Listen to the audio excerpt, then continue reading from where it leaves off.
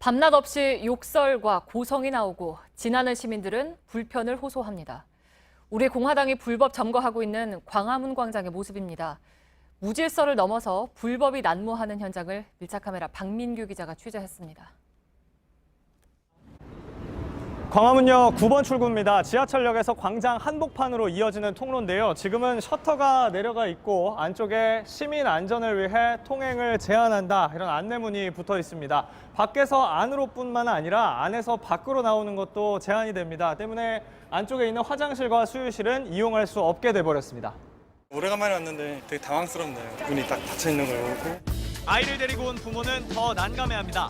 애들한테 미리 말은 해놨거든요. 다른 생각을 가진 아저씨들이 있어서 많이 볼 거다라는 말까지는 했는데 어떻게 설명해야 될지는 모르겠어요. 우리 공화당은 이곳을 천막 당사라고 부릅니다.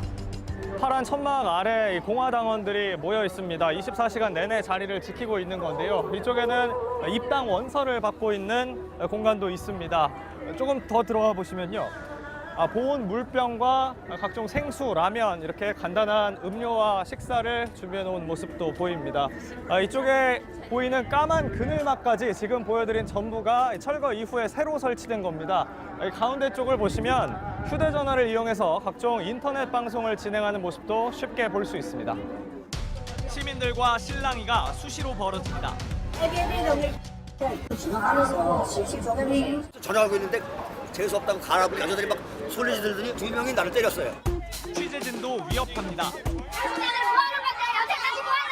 얼른 개 기레기들이 남녀주니까 그래요. 사흘 전 강제 철거 이후 다시 설치한 천막은 기존의 2배가 넘습니다.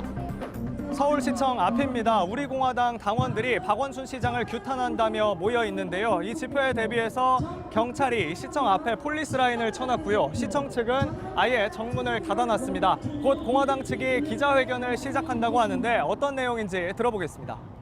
한번 해보십시오. 전국에서 애국 시민들이 3만 5만이 모여서 이제는 서울시청을 난입할 거예요. 경고합니다. 박원순 시장. 시민들의 반응은 회의적입니다. 전혀 합리적인 근거를 찾을 수가 없는 것 같습니다. 본인들이 여기 와 있는 이유도 설명을 제대로 못하면서. 지금 시간이 밤 10시가 조금 넘었습니다. 하루 종일 이곳에서 이어지던 공화당 측 행사 방금 전에야 끝이 났는데요. 하지만 당원 상당수가 이렇게 밤새 천막 안에 남아있을 예정이라서 광장은 여전히 복잡합니다. 광장 전체가 금연구역이지만 곳곳에서 담배를 피웁니다. 당신은 어디 가서 얼마나 그렇게 깨끗하게 사는데 야 4만 원짜리 담배 하나 핀 게 죽을 짓 했냐? 고성을 지르며 카메라를 막아섭니다. 인터뷰에 응한 당원들도 언론을 믿지 않습니다. 지금의 언론은 국가의 개예요, 그냥. 전부 다 왜곡돼. 뉴스는 당원분들은 거의 안 보시나요? 안 보죠. 유튜브가 정확하죠. 우리 유튜브 한번 보세요, 기자님도. 날이 밝자 애국가가 울려 퍼집니다. 국민의례에 이어 단체로 체조도 합니다. 이어 저마다 인터넷 방송을 진행합니다. 김정은이가 대한민국의 간첩들한테 박근혜 대통령 탄핵시키라 지령을 내렸고 문재인은 빨갱이 간첩입니다. 서울시가 자진 철거를 요구하고 있지만 소용이 없습니다. 자진 철거를 좀 해달라 이렇게 계고장을 받으셨는데 어떻게 철거 안 합니다. 곳곳에서 벌어지는 고성과 몸싸움에 관광객들도 당황합니다. We think that this is festival. See many people with the cameras. We still confused because we see the people lay down. 여름이면 물줄기를 뿜어내던 바닥 분수는 작동을 멈췄습니다. 집회 참가자들을 제외하면 이곳을 지나는 시민들도 눈에 띄게 줄었습니다.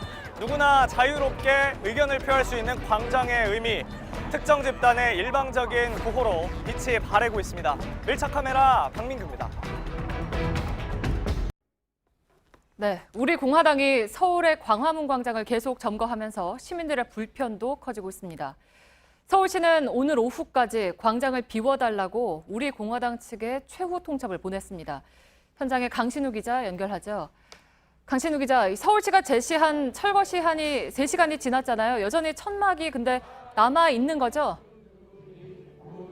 예, 그렇습니다. 어제 서울시가 통보한 자지 철거 시한은 오늘 오후 6시까지였습니다. 그런데 여기 보시는 것처럼 천막 7개동과 긴 그늘막이 여전히 있습니다. 우리 공화당 지지자들과 당원들은 여전히 이곳을 지키고 있습니다.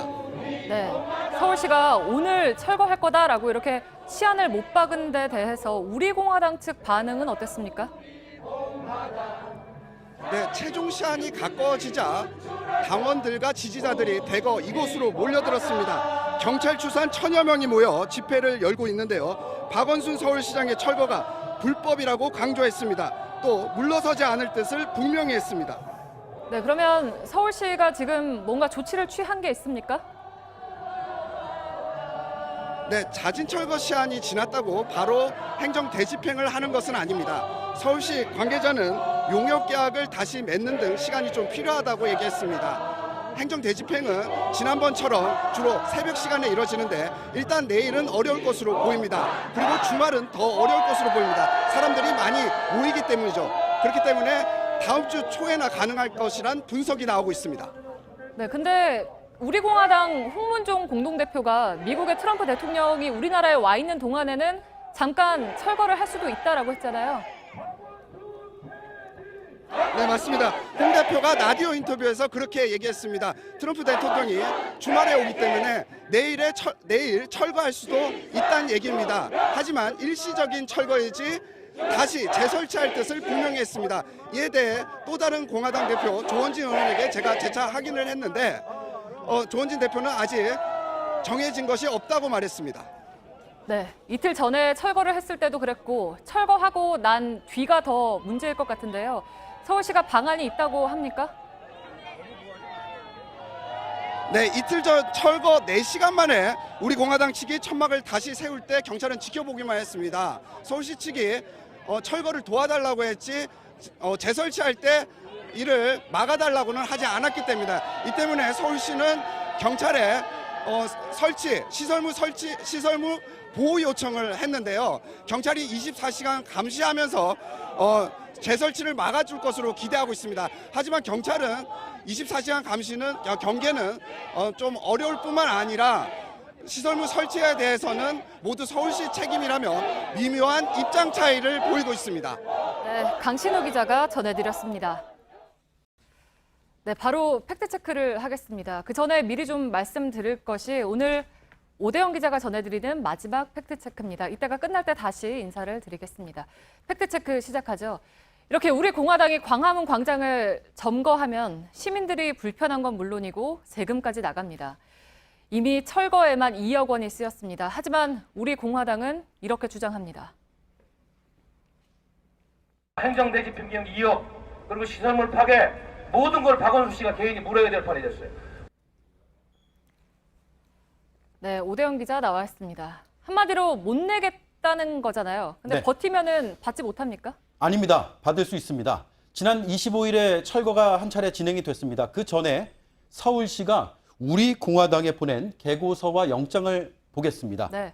대상이 대한애국당 중앙당으로 되어 있습니다. 이걸 근거로 서울시가 우리 공화당의 철거 비용을 독촉할 수 있습니다. 듣지 않으면 당 재산을 압류할 수 있습니다. 압류된 재산을 매각할 수 있습니다. 이렇게 2억 원을 확보할 수 있습니다. 행정대집행법에 따른 겁니다. 네, 근데 이제 우리 공화당에 재산이 있어야 가능한 거 아니겠습니까? 네, 저희가 오늘 중앙선거관리위원회에 정보 공개를 청구했습니다. 한번 보시죠. 지난해 말 우리 공화당의 재산은 7억 9천만 원입니다. 현금과 예금이 3억 7천만 원, 건물 1억 4천만 원, 비품 1억 4천만 원 등입니다. 수입은 17억 1천만 원인데 쓰고 남은 돈이 3억 7천만 원입니다. 네, 뭐 이대로 유지되고 있으면은 징수하는 데는 별 문제가 없어 보이잖아요. 네. 그리고 이 밖에 이제 당대표 월급을 가압류하겠다 이런 얘기도 나오지 않았습니까? 네, 잠깐 들어보겠습니다. 제가 연대 책임을 묻는다 그랬잖아요. 그러면 조원진 대표의 월급에 우리가 가압류를 할 생각입니다. 어떻게 생각하세요? 네? 코미디예요. 서울시에 수돗물에 문제가 있으면 서울시장한테 월급 가압류합니까? 네, 지금 이렇게 서로 말이 다른 건데 월급을 가압류할 수가 있는 겁니까? 네, 일단 이미 나간 2억 원에 대해서는 쉽지 않아 보입니다. 네. 25일 이전에 보냈던 계고서 영장을 다시 한번 보겠습니다. 광장을 원래대로 돌려놔야 할 의무자가 대한애국당 중앙당으로만 돼 있습니다. 반면에 재설치 이후에 발생한 비용은 가능해 보입니다. 어제 서울시가 우리 공화당에 다시 보낸 계고서에는 중앙당뿐만 아니라 조원진 대표 등이 들어갔습니다. 저희가 개인정보 보호 때문에 이름은 지웠습니다. 네. 당 재산은 물론이고 조 대표의 급여와 재산 일부까지 압류 대상이 될 수 있습니다. 이런 점거가 지속 반복이 되면 행정력이 낭비가 되고 철거 비용을 다 받아낼 때까지 세금도 써야 됩니다. 네.